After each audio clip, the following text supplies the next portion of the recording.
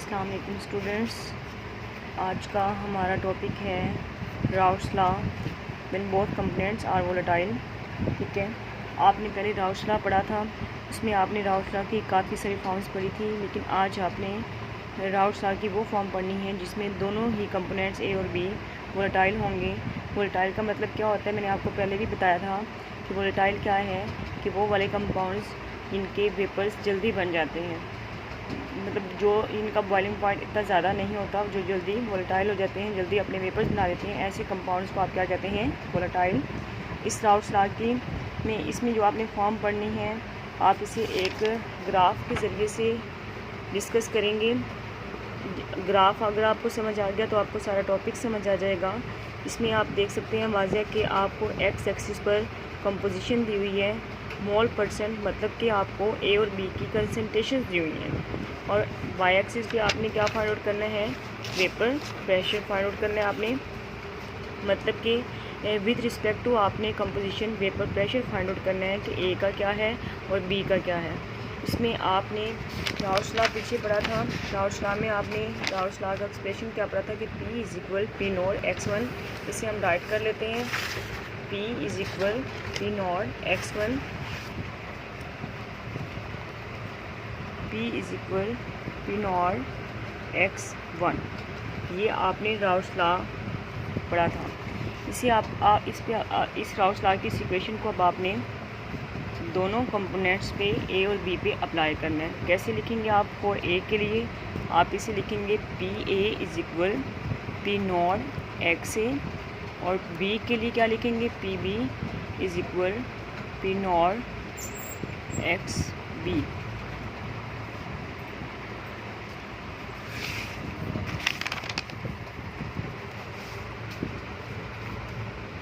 ये आप देख सकते हैं कि P A is equal to P not A x A, P B is equal P not B x B.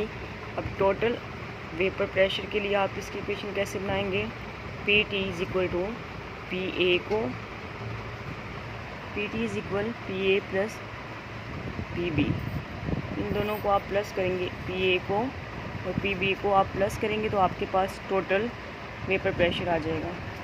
आपने राउट्स लॉ में पढ़ा था कि पी नॉट और पी में क्या फ़र्क है। पी नॉट वेपर प्रेशर कहते हैं प्योर सॉल्वेंट को, और पी वेपर प्रेशर है आपका जब सॉल्यूशन बन जाता है। अगर इसको हम लिखें पी नॉट ए और पी ए, इसमें जो पी नॉट ए होगा वो vapour pressure of pure solvent A,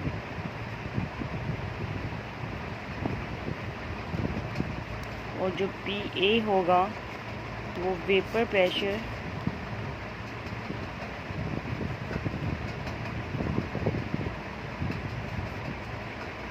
of A after solution, कि जब ए और बी आपस में मिल जाएंगे और ए बी सॉल्यूशन बन जाएगा, उसमें जो ए और बी का वेपर प्रेशर होगा वो पी ए होगा या फिर पी बी होगा, और मिलने से पहले जो उनके वेपर प्रेशर होंगे वो पी नॉट ए होंगे या फिर पी नॉट बी होंगे। मतलब कि रिएक्ट करने से पहले जो उनका वेपर प्रेशर होगा उसे आप पी नॉट से रिप्रेजेंट करेंगे, और आफ्टर मिक्सिंग जब वो सॉल्यूशन बना देंगे तो वो सिर्फ पी ए कहलाएंगे या फिर पी बी कहलाएंगे। इसी तरीके से अभी आपने कैलकुलेशन करनी है। कैसे आपने लिया, सबसे पहले आपने राउट्स लॉ की फॉर्मूली आपको पता था कि P is equal to P naught x1 होता है, आपने ये पढ़ा था। P वेपर प्रेशर है, P naught vapour pressure of pure solvent है, x1 जो है वो आपकी मोल फ्रैक्शन होती है किसी भी कंपोनेंट्स की। इसी को मद्देनज़र रखते हुए आपने पी ए की इक्वेशन बनाई और पी बी की इक्वेशन बनाई। पी ए के लिए क्या हो जाएगा, P A is equal to P not a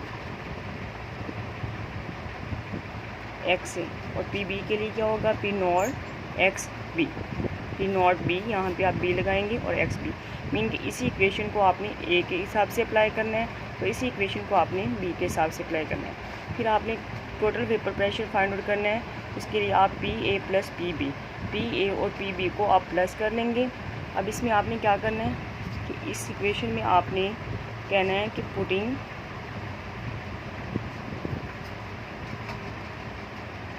values of P A and P B, ये इक्वेशन आप दोबारा फिर लेंगे। P T is equal P A plus P B. इस इक्वेशन में आपने पी ए और पी बी की वैल्यू पुट करनी है। वो वैल्यू कौन सी हैं? वो वैल्यूज़ आपने यहाँ से लेनी है पी ए की, और यहाँ से आपने लेनी है पी बी की। तो पुट करेंगे values. P T is equal P ए की वैल्यू क्या है, ये भी आपने पढ़ी, पी नॉट ए एक्स ए, ये है आपकी पी ए की वैल्यू, प्लस पी बी की वैल्यू क्या है, पी नॉट बी और x B.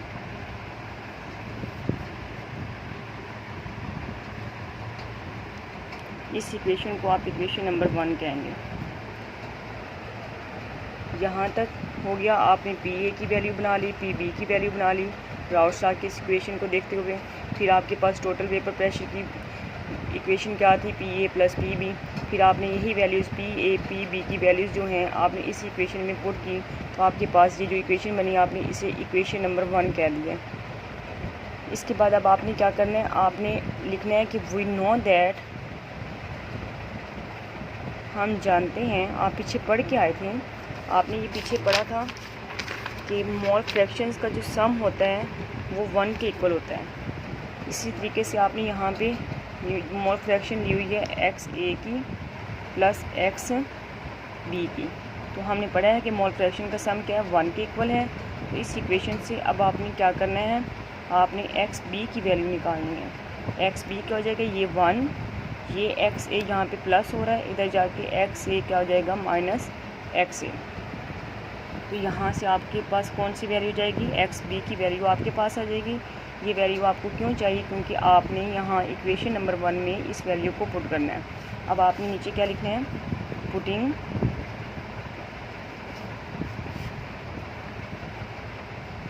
Value of X B in equation 1 equation लिखें दोबारा। P T is equal P not A x A plus P not B x B. यही equation जो equation 1 थी यही मैंने दोबारा लिखी है, और इस इक्वेशन 1 में एक्स बी की वैल्यू मैंने यहाँ से लेकर इसमें पुट करनी है। कैसे हम करेंगे put, P T is equal P not a वैसे रहेगा, एक्स ए भी वैसे रहेगा, प्लस पी नॉट बी तक वैसे रहेगा। अब एक्स बी की वैल्यू हमने यहाँ पे पुट करनी है, वो क्या है 1 माइनस एक्स ए। आप इसे क्या लिखेंगे, ब्रैकेट में 1 माइनस एक्स ए। यहाँ तक लिख लिया। अब इसको आप सॉल्व करेंगे कैसे, P T is equal P not A x A plus P not be, 1 से मल्टीप्लाई होकर क्या रहेगा, पी नॉट बी, और प्लस माइनस क्या हो जाएगा आपके पास, माइनस। तो ये पी नॉट बी ये एक्स ए के साथ मल्टीप्लाई जब होगा, पी नॉट बी और एक्स ए। तो यहाँ तक आप सॉल्व कर लेंगे। अब आप देख सकते हैं कि इस इक्वेशन में एक्स बी की वैल्यू पुट करने के बाद जब आपने इसको सॉल्व किया तो ये आपकी एक ये वाली वैल्यू, एक आपकी ये वाली वैल्यू और एक आपकी ये वाली वैल्यू। इसमें आप देख सकते हैं यहाँ पे भी एक्स ए है और यहाँ पर भी क्या है, एक्स ए है। तो हम क्या करेंगे, रीअरेंज करके इनमें से एक्स ए को कॉमन करेंगे। आपने लिखना है रीअरेंज द इक्वेशन।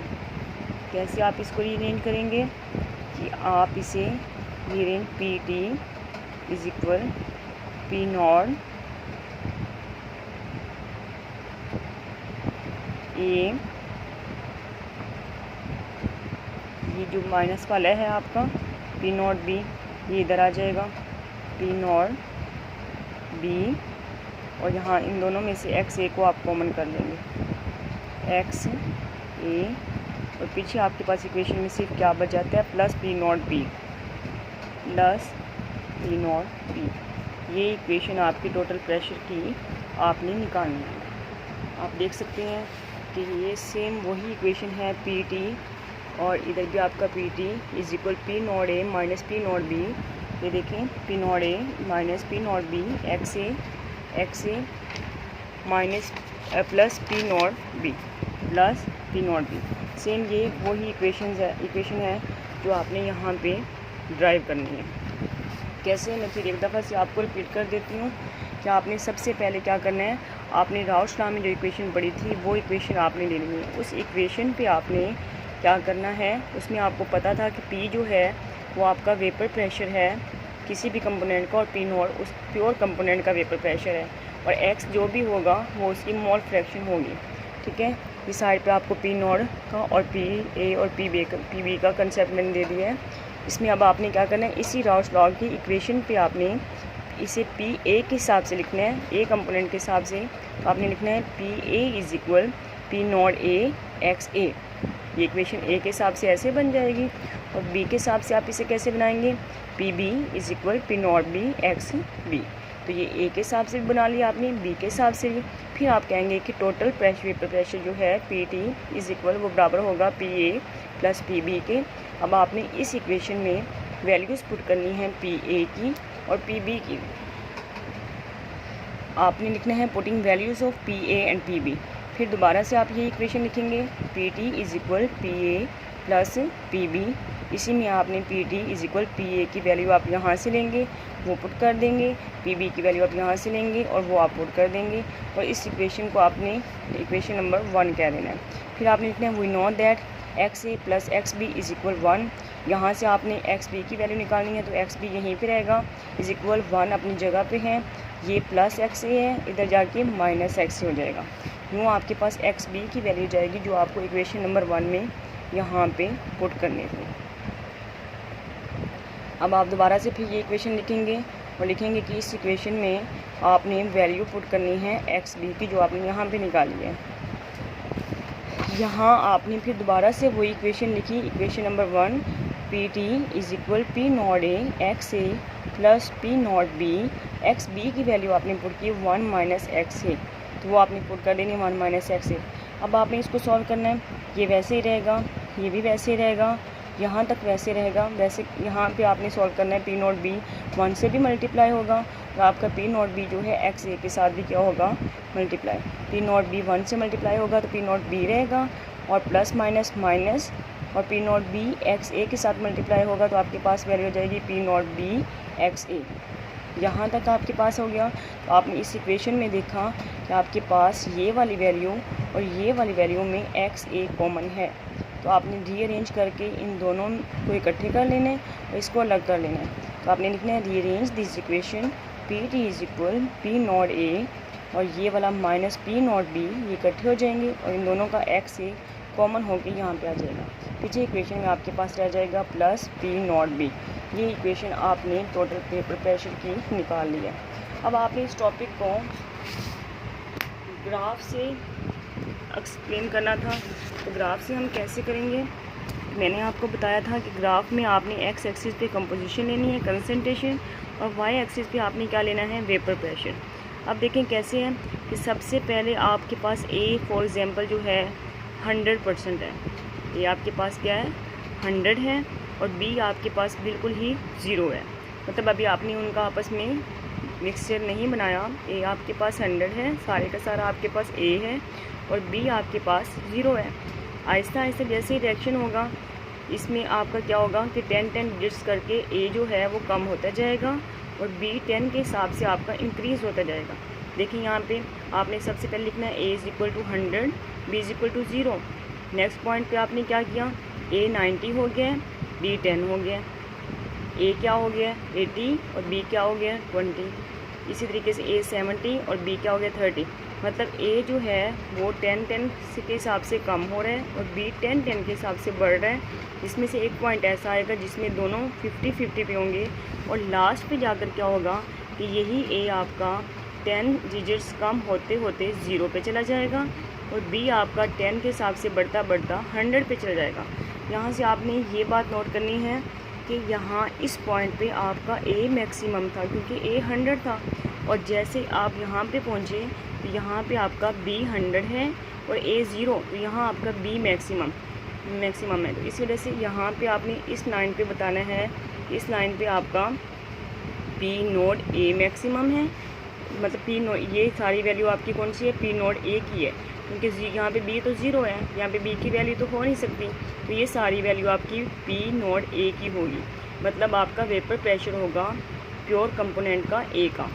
और यहाँ पे आपका क्योंकि B 100 है और A 0 है तो आपने यहाँ पे कहना है कि ये B जो है ये सारे का सारी वैल्यू जो है, यहाँ पे A तो 0 है तो ये सारी की सारी वैल्यू आपने कहना है कि यहाँ पे B की है। तो इसको हम कह देंगे P नोड B, जब वो मिक्स नहीं हुआ। ये P नोड A है और ये P नोड B है। यहाँ P नोड A इस वजह से है क्योंकि यहाँ A 100 है और यहाँ P नोड B इस वजह से है, यहाँ पे A 0 है और B 100 है। यहाँ तक हो गया कि हमने P नोड A बना लिया और P नोड B। अब आप लोगों के माइंड में एक क्वेश्चन आ रहा होगा कि टीचर जी यहाँ पे A जो है वो तो 100 था, ठीक है, तो ये P नोड A है और यहाँ B 100 था, ये P नोड B है, लेकिन आपने P नोड A को ऊपर क्यों बनाया है और P नोड B को नीचे क्यों बनाया है? ये आपके माइंड में स्टूडेंट्स क्वेश्चन आएगा। इसका आंसर क्या है? इसका आंसर अभी मैंने आपको बताया था कि आपने जो टॉपिक आप पढ़ रहे हैं वो दोनों कंपोनेंट्स आपके वोलेटाइल हैं, लेकिन हम यहाँ पे बताएंगे कौन सा कंपोनेंट जो है उसका बॉइलिंग पॉइंट ज़्यादा है और कौन से कंपोनेंट का बॉइलिंग पॉइंट कम है। यहाँ आपकी लाइन पहली कैलकुलेशन के बाद लिखा हुआ है component A is low boiling. अगर आप थोड़ा सा ध्यान दें, उन्होंने लिखा है component A is low boiling, मतलब कि उसे बॉयल होने के लिए बहुत ही कम टेम्परेचर चाहिए, उसका बॉइलिंग पॉइंट कम है। तो आपको पता है स्टूडेंट्स कि जिसका बॉइलिंग पॉइंट कम होता है, जिसे बॉयल होने के लिए कम वैल्यू चाहिए होती है, इसका मतलब है कि वो वेपर्स बहुत तेज़ी के साथ बनाता है, कि उसके वेपर्स जल्दी बन जाते हैं, तभी वो कम वैल्यू पे ही बॉयल हो जाता है। तभी हमने P नोड A को ऊपर बनाया है कि उसका वेपर प्रेशर ज़्यादा होता है क्योंकि वो लो बॉइलिंग है, और B जो है वो हाई बॉइलिंग है, मतलब उसे वेपर्स बनाने के लिए बहुत सारा वक्त चाहिए, उसे वेपर्स बनाने के लिए बहुत सी वैल्यू चाहिए, बहुत ज़्यादा वैल्यू पे जाके वो बॉयल होता है। वो आसानी से वेपर प्रेशर नहीं उसका आसानी से बनता, इसी वजह से P नोड B जो है वो नीचे है और P नोड A जो है वो ऊपर है। क्योंकि P नोड A, क्योंकि A कंपोनेंट जो है वो लो बॉइलिंग है, वो आसानी से वेपर्स बना देता है बहुत कम वैल्यू पे, बहुत कम लो बॉइलिंग पॉइंट पे क्या है कि वो जल्दी से वेपर्स बना देता है, इसी वजह से वो ऊपर है और P नोड B जो है वो नीचे है। मेरा ख्याल है आपको ये कंसेप्ट क्लियर हो गया होगा कि P नोड ऊपर क्यों, A वाला ऊपर क्यों है और B वाला नीचे क्यों है। वो अपनी लो बॉइलिंग पॉइंट की वजह से जल्दी वेपर्स बना देता है, इस वजह से वो ऊपर है, और B वाला जो है वो जल्दी वेपर्स नहीं बनाता, हाई बॉइलिंग पॉइंट है उसका, तो वो इसी वजह से नीचे बनाया गया। अब यहाँ पे तो हो गया ये आपका P नोड A और P नोड B। नेक्स्ट आपने अब ये ग्राफ में से हमने ये चीज़ समझनी है कि ये जो डॉटेड लाइन है ये किस तरह से दी हुई है। तो ये डॉटेड लाइन, वे स्टूडेंट्स, ये डॉटेड लाइन आपको क्यों दी हुई है, इससे आपने अपना PA फाइंड आउट करना है और PB फाइंड आउट करना है। तो आपने किसी भी कंसंट्रेशन पे रख के अपना PA भी फाइंड आउट कर लेना है और PB भी। कैसे? फॉर एग्ज़ाम्पल आप देख सकते हैं कि ये G पॉइंट पे उन्होंने फाइंड आउट किया है। फॉर एग्ज़ाम्पल यहाँ मैं आपको क्लियर कर देती हूँ। ये देखें स्टूडेंट्स, उन्होंने एक पॉइंट लिया है, फॉर एग्जांपल उन्होंने कहा है कि ये एक G पॉइंट है। हर पॉइंट पे फाइंड आउट कर सकते हैं ना आप वेपर प्रेशर A का भी और B का भी। तो यहाँ कैसे, तो उन्होंने ये पॉइंट G लिया, तो आपने यहाँ पे क्या करना है, एक स्केल लेना है, उस स्केल से आपने बिल्कुल सीधी लाइन यहाँ पे ड्रा कर देनी है। आपने देखना है कि जो पॉइंट आपने लिया है वो B की कौन सी कंपोजिशन है और A की कौन सी कंपोजिशन है। अब ये देखें कि आपकी बुक वालों ने G पॉइंट लिया है, इसी को वो डिस्कस करेंगे। तो इस G पॉइंट पे आपका जो B है वो 30 है और जो A है वो क्या है 70 है।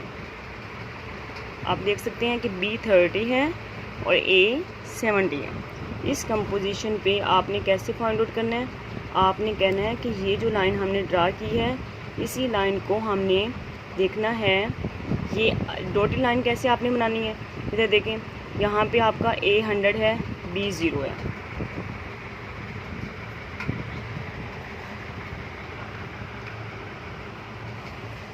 ये देखें B आपका आहिस्ता आहिस्ता बढ़ रहा है ना, 0 से 10, 20, 30, 40, 50, 60, 70, 80, 90 और फिर क्या है 100। तो आपने 0 से स्टार्ट करना है, ऊपर लेके जाना है। आपने ये पॉइंट लिया था P नोड A का और P नोड B का, पहले तो सबसे पहले आपने इस लाइन को आपस में मिला देना, आपके पास एक स्ट्रेट लाइन आ जाएगी। ठीक है, ये ऊपर होगा, वो आपको मैंने बता दिया, ये नीचे होगा। उसके बाद फिर आपने B वाली 0 से स्टार्ट करनी है, आहिस्ता आहिस्ता ऊपर ले जानी और इस पॉइंट तक आपने इसको मिला देना है। इसी तरीके से A जो है वो 100 था, तो उसकी लाइन यहाँ से स्टार्ट होगी टॉप से, क्योंकि वो शुरू में ही मैक्सिमम पे है। तो यहाँ मैक्सिमम से उसकी डॉटेड लाइन आपने बनानी है और 0 तक लेके जानी है यहाँ तक। इस तरीके से आपका क्या है, B 0 से शुरू होकर बढ़ रहा है और A आपका 100 से ऊपर से शुरू होके यहाँ पे 0 तक है। ये आपके पास एक ग्राफ बन जाएगा। ये डॉटेड लाइन बता दी मैंने आपको। अब आपको मैं बता रही थी कि यहाँ पॉइंट फॉर एग्जांपल G पे आपने फाइंड आउट करना है, तो आपने कहना है कि G पे B की कंपोजिशन 30 है और A की कंपोजिशन क्या है 70 है। अब आपने कहना है कि ये कैसे होगा, हम ये देखेंगे कि जब हम ये लाइन इस तरीके से ड्रा करेंगे, हम ये देखेंगे कि ये लाइन हमारी डॉटेड लाइंस को किस पॉइंट पे कट कर रही है। अब आप देख सकते हैं, पहले तो आपने ये बताना है कि ये लाइन जो है इसको आपने कह लेना कि ये A की लाइन है आपकी, क्योंकि ये A की है, और ये लाइन जो है ये B की है, 0 से स्टार्ट होकर मैक्सिमम हो रही है। तो ये लाइन आपने कह देना ये B की लाइन है और ये लाइन आपकी कौन सी लाइन है, ये A की लाइन है। अच्छा, अब ये देखिए हमने पॉइंट G पे फाइंड आउट करना था, जहाँ कंपोजिशन हमारी 30 और 70 है। अब मैंने जब इसको स्केल से सीधी लाइन इसकी ड्रा की, तो मैंने ये देखा कि सबसे पहले इसने इस लाइन को कट किया है, यहाँ पे कट किया है इसने, ये डॉटेड लाइन को इसने यहाँ पे कट किया। आपने यहाँ से सीधा बिल्कुल यहाँ पे ऐसे एक लाइन ड्रा कर लेनी है। अब ये क्योंकि कौन सी लाइन थी, किस लाइन को इसने कट किया था, A की लाइन को, तो यहाँ पे इस जगह पे जो वेपर प्रेशर हमारा होगा वो होगा PA, वो हमारा PA होगा। इसी तरीके से इसी लाइन को आपने जब सीधा लेते आना है, तो यहाँ पे हमारी दूसरी डॉटेड लाइन को उसने यहाँ पे कट किया है, और ये दूसरी डॉटेड लाइन जो आपकी है वो आपकी B की है। तो आपने यहीं से सीधी यहाँ पे लाइन बना लेनी है, और यहाँ पे जो वैल्यू आपके पास होगी वो आपके पास वेपर प्रेशर होगा B का। तो इसी तरीके से आप वेपर प्रेशर A का भी फाइंड आउट कर सकते हैं और B का भी। और देखिए आप किसी भी पॉइंट पे फाइंड आउट कर सकते हैं, ज़रूरी नहीं है आपने इसी पॉइंट पे फाइंड आउट किया, ये तो सिर्फ आपको बताया गया। इससे आप यहाँ पे फाइंड आउट कर सकते हैं, यहाँ पे फाइंड आउट, यहाँ पे हर पॉइंट पे आप क्या है विद रिस्पेक्ट टू कंपोजिशन आप A का और B का वेपर प्रेशर फाइंड आउट कर सकते हैं। कैसे पता चलेगा कि वो लाइन जो आप ड्रा करेंगे वो इन डॉटेड लाइनों को, वो इन डॉटेड लाइन A को और B को जिस जगह पे कट कर रही है वहाँ से आप उसका वेपर प्रेशर फाइंड आउट कर लेंगे, जैसे अभी आपने A का किया और B का किया। ये हो गया तरीका आपका वेपर प्रेशर को फाइंड आउट करने का। उम्मीद है कि आपको समझ आ गई होगी कि आपने क्या करना है। एक्स एक्सिस पे आपने कंपोजिशन ली हुई है, वाई एक्सिस पे आपने वेपर प्रेशर लिया हुआ है। फिर आपने कहा कि P नोड A जो है वो शुरू में मैक्सिमम है और B 0 है, तो इसी वजह से A की पॉइंट ये होगा हाईएस्ट पे होगा, आहिस्ता आहिस्ता वो कम होकर 0 हो जाएगा। और B की लाइन आप यहाँ से ड्रा करेंगे कि वो 0 पे था और आहिस्ता आहिस्ता वो मैक्सिमम हो रहा है। और यहाँ पे क्योंकि B आपका जो है 100 है, इस साइड पे आपने P नोड B लेना है, यहाँ पे A 100 है तो इस साइड पे आपने P नोड A लेना है। इसी तरीके से फिर आप B जो है वो 0 से बढ़ रहा है, वो इस तरह से बन जाएगी लाइन। और जो आपका A है वो क्या है 100 से कम हो रहा है, तो वो ऊपर से लाइन डॉटेड ड्रा करोगे और आहिस्ता आहिस्ता दिखाओगे कि वो हाईएस्ट से अपनी लोएस्ट पीक पे आ रही है। ठीक है, यहाँ से वो कम हो रही है, ये ज़्यादा से कम हो रहा है और ये कम से ज़्यादा हो रहा है। फिर इन लाइनों के हिसाब से आपने क्या है कि किसी भी पॉइंट पे ऐसे लाइन ड्रॉ करके, ठीक है, विद रिस्पेक्ट टू कंपोजिशन आपने जिस वो लाइन जो है डॉटेड लाइन को जिस पॉइंट पे कट कर रही है वहीं से आपने उसका वेपर प्रेशर ले लेना है, A का भी और B का भी ले लेना है। ठीक है, ये लाइन आपकी A की होगी क्योंकि वो A की है और ये B की है। तो यहाँ से जो भी आएगा प्रेशर किसी भी पॉइंट पे, यहाँ पे जो इस लाइन को कट करेगा वो आपका वेपर प्रेशर ए का होगा, और जो इस लाइन को कट करेगा वो आपका वेपर प्रेशर क्या होगा, बी का होगा। ये आपका ग्राफ हो गया। कैलकुलेशन भी मैंने आपको बता दी थी, तो इसमें सारा यही बताया हुआ है, आपने इसको पढ़ना है अच्छे तरीके से। कोई क्वेश्चन होगा तो आपने बताना है कि क्या क्वेश्चन है। ये सारा मैंने आपको एक्सप्लेन कर दिया है, ये सारा इसमें इसी बारे में बताया हुआ है। और ये देखें, आप देख सकते हैं कि जितनी भी लाइंस हैं वो स्ट्रेट लाइन है। ये भी लाइन स्ट्रेट है, ये लाइन भी स्ट्रेट है, ये लाइन भी स्ट्रेट, सारी लाइन स्ट्रेट है। और आपको पता है, आप पीछे पढ़ के आए थे कि अगर स्ट्रेट लाइन ऑब्टेन होती है हमें, तो इसका मतलब है कि हमारे कंपोनेंट्स जो सोल्यूशन बना रहे हैं वो सोल्यूशन आइडियल है। तो ये सोल्यूशन भी आपका आइडियल है, जिसमें आपने दोनों कंपोनेंट्स वोलेटाइल लिए थे, ठीक है। एक थोड़ा सा ज़्यादा बॉइलिंग पॉइंट, एक का हाई बॉइलिंग पॉइंट और एक का क्या था, लो बॉइलिंग पॉइंट। तो इस वजह से यहाँ पे इन्होंने लिखा हुआ है, यहाँ पे ये देखिए, only those pair of liquids give straight line which form ideal solution. तो ये भी आपका एक आइडियल सोल्यूशन है। तो यहाँ इस लाइन को बता दिया कि component A is low boiling, ठीक है, कि वो लो बॉइलिंग है, जल्दी बॉयल हो जाता है और वेपर जल्दी बनाता है तेज़ी के साथ, इस वजह से वो पीक पे है। और बी इज़ हाई बॉइलिंग, उसे बहुत ज़्यादा वक्त लगता है, हाई पॉइंट पे जाके वो बॉयल होता है, इसी वजह से वो क्या है, नीचे है। आगे क्या है, vapour pressure of A is more than B. देखिए वही बात आ गई कि ए लो बॉइलिंग है, जल्दी वेपर बना देते हैं, तो vapour pressure of A is more, A का मोर होगा और बी का लो होगा। इसी तरीके से यहाँ पे उन्होंने बताया कि एक्स एक्सिस पे आपने मोल परसेंटेज ली हुई है और वाई एक्सिस पे आपने क्या लेना है, उनके वेपर प्रेशर लेने हैं। फिर ये बता दिया कि इसे आइडियल सोल्यूशन कहते हैं। फिर आगे कह रहे हैं कि राउट्स लॉ इसकी बेस्ट एग्जांपल है। राउट्स लॉ जो है वो बेस्ट क्राइटेरिया है जो आपको बता सकता है कि कोई भी सोल्यूशन आइडियल है या नॉन आइडियल। मतलब उसके ग्राफ से ही आप बता देंगे कि अगर स्ट्रेट लाइन होगा तो वो आइडियल होगा, अदरवाइज़ वो क्या होगा, नॉन आइडियल। फिर नेक्स्ट आगे देखें, यहाँ पे जितने भी आपको पता है पी नॉट प्योर के हिसाब से बात हो रही होगी और पी आपकी वैसे सिंपल वेपर प्रेशर की बात हो रही होगी। और जो एक्स वगैरह होंगे, एक्स ए या एक्स बी, तो वो उनके क्या होंगे, मोल फ्रैक्शन होंगे। आगे ये देखें, all the possible solution of the two components A and B have their vapour pressure on the straight line connecting P not A, ठीक है, विद पी नॉट बी। तो पी नॉट ए और P not be की जो line जो आपस में connect की गई है, उसी लाइन में किसी भी पॉइंट पे हम वेपर प्रेशर फाइंड आउट कर सकते हैं। इन डॉटेड लाइंस के ज़रिए से आप उन वेपर प्रेशर को फाइंड आउट कर सकते हो। All such solution will be ideal, क्योंकि ये क्या है, स्ट्रेट लाइन है तो आइडियल होंगे। Each point on this straight line, कि हर पॉइंट इस स्ट्रेट लाइन पे जो हर पॉइंट है, each point on this straight line represent the vapour pressure of a solution, कि वहाँ से आप किसी भी सोल्यूशन का, उनके कंपोनेंट्स का वेपर प्रेशर फाइंड आउट कर सकते हैं एट अ गिवन टेम्परेचर, किसी भी टेम्परेचर पे, with the corresponding contribution of both components A and B. आगे देखें, the two dotted lines represent the partial pressure of the individual component, कि दोनों जो डॉटेड लाइन हैं वो आपको अलग से बताएंगे। ये वाली लाइन जो है, जो ये जो आपकी ए की लाइन है, ये आपको ए का बताती जाएगी, और ये जो आपकी बी की लाइन है, ये हर पॉइंट पे आपको बी का बताएगी। Individual components of solution they show the increase of the vapour pressure of a component with increase in its mole fraction in solution, कि जैसे जैसे मोल फ्रैक्शन की तरह बढ़ाते जाएंगे वेपर प्रेशर बढ़ता जाएगा। नेक्स्ट देखिए, आगे इस पैराग्राफ में उन्होंने जी वाले पॉइंट को एक्सप्लेन किया हुआ है, ये जो मैंने आपको एक्सप्लेन कर दिया 30 का और 70 का। In order to explain it, consider a point G on the straight line. This point represent the vapor pressure of solution with 30% mole contribution of the component B. ये देखिए, आप देख सकते हैं B की कितनी कंपोजिशन है, 30%, और A की कितनी है, 70। Composition of B and 70 mole contribution of A। Since A is more volatile component, क्योंकि A का जल्दी वेपर्स बन जाते हैं, वो मोर वोलेटाइल है, so it's contribution toward the vapour pressure of solution is represented by PA, ठीक है। इसके हम इसके वाले वेपर प्रेशर को PA कहेंगे। The contribution of the less volatile, B जो है वो नीचे बनाया हुआ, वो लेस वोलेटाइल है,